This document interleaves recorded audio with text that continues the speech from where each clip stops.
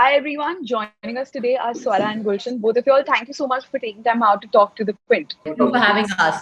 Start with Dobara Alvida.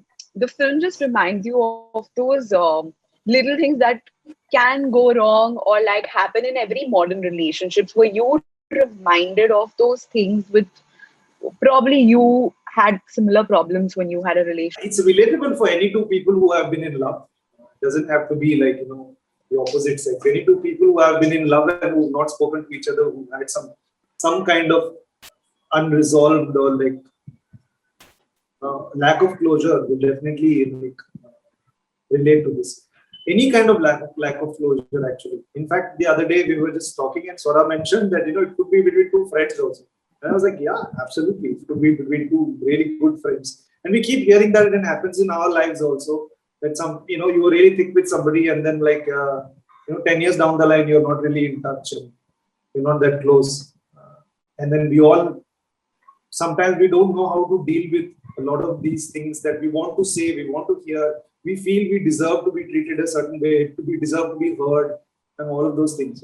And this film is a sort of a fantasy situation where two such characters accidentally bump into each other. Life just throws them together. I think that the nicest thing about this film is the fact that we have all said goodbye to someone we have once loved, and we all know that feeling that yaar kuch bacha hua tha kehna, like we didn't get our last say. Maybe if I'd said this, something would have changed. And I think that a lot of us, increasingly so, because I think that we're all so much more aware of our rights, as even as women, as boys, as there's so much more tussle for, I think, in a relationship. Everyone wants kind of their space, their like little thing. So I think that that little ego thing about, oh, I won't call, he won't call, until he calls I won't call, until she calls I won't call, and a lot of smaller things get escalated into much bigger issues on maybe in a different setting that would have not been an issue. So I think that all of that we're all aware of. So in that sense, it was of course very relatable. Your character Swara says that you started taking me for granted. I mean, we do that with a lot of relationships in our life, and it's not just a romantic one. You could be taking your friends for granted or your parents. Were you reminded of a certain relationship that you probably took for granted and you probably should have done more? Asking me, I'm the sweetest guy in the world, so I don't do such things. Asking. Acha. Yeah, absolutely. I don't know if anybody does not take somebody for granted. At some point of time, you do. But what is important is that you do realize that, oh, this is happening, and you kind of course correct after that. Absolutely. Being guilty of that. Aren't we all?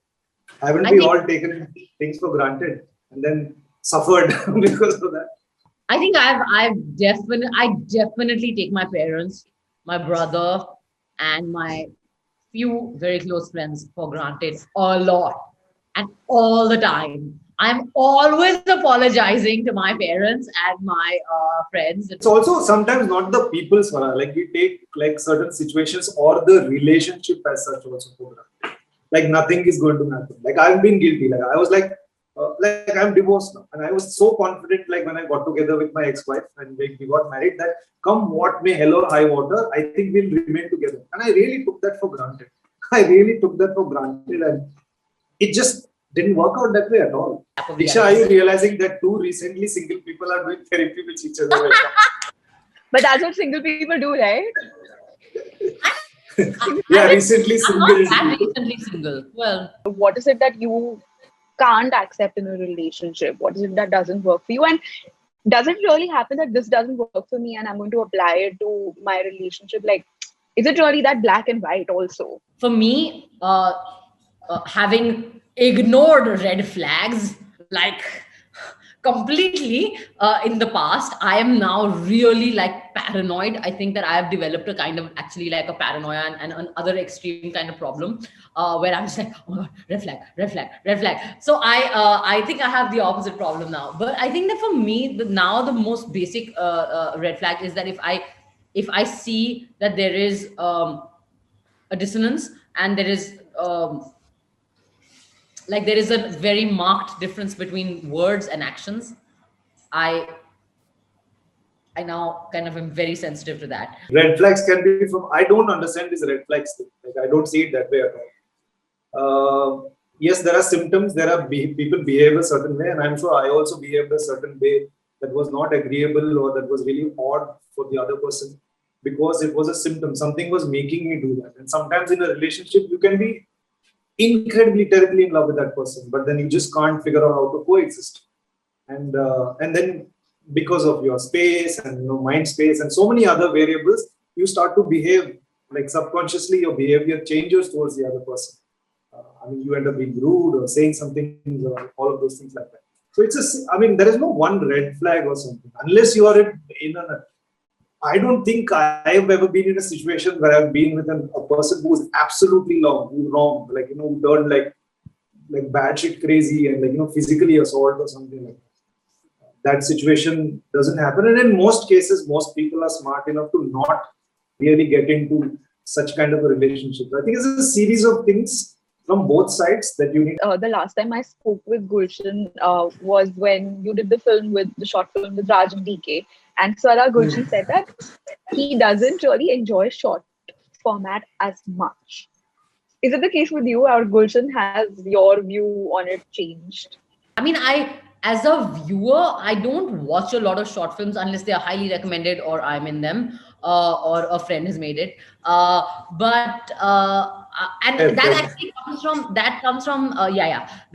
from actually my interest in literature, because even like when I read, I'm not a big fan of the short story format. I'm a novel person. As an actor, I actually enjoy any format. The thing with the short format, which I've discovered, is how do you, again, using the word deliberately, how do you impregnate every moment of that short film? Because you have only that much time with all the context and all the backstory of this character, so that it really, the viewer and you really seem like you're inhabiting a world. I want things to be part of my life for a fairly long time. Until I'm done with it and say, okay, I can move on to something else now. And with short film formats, any short formats, be it ads or a short film, it's just they are great. Like, there are some fantastic stories and all that. It's just that as a craftsman, I don't really enjoy being consistently part of it. So I want long formats. I really enjoy going on an outdoor schedule for 2 months and then living that character, being creative, working with other people, trying new things, and it becomes part of your life. That character and that project becomes part of your life. I really like that way of working. It's the Pride Month, and I think, Swara, I have to bring Sheer Korma here because it's going to premiere at SF International LGBTQ Film Festival. So congratulations on that, first of all. And nice.